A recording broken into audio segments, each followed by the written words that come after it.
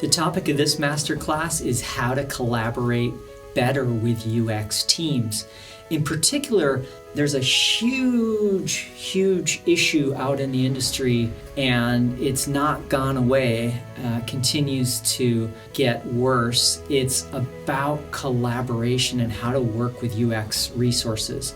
As a manager, how do you manage a UX designer? As a developer, how do you work with a UX researcher or UX designer? Even within a team, how do you work together? Okay, that's the easiest part if you're a UX team, but it's more like how are you understood throughout your organization and cross-functionally.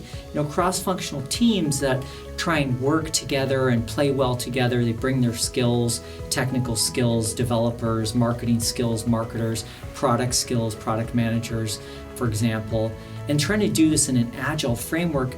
But how do you slot in these things that are weird for most teams, like user testing, like field research, diary studies, user interviews, personas, journey maps, whatever the thing is that most people don't understand, how do you work with it? How do you allow time to do that thing?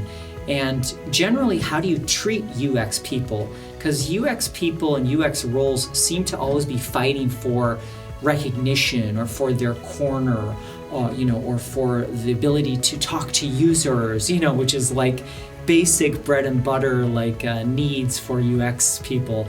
So in this masterclass, we're going to unpack some of the common patterns.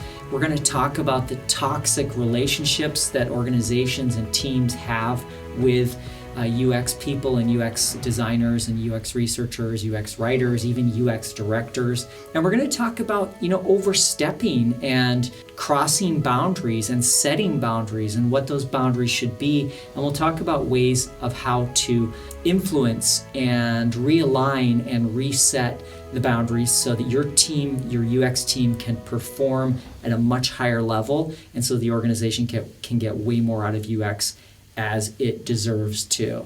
Hope to see you on this masterclass.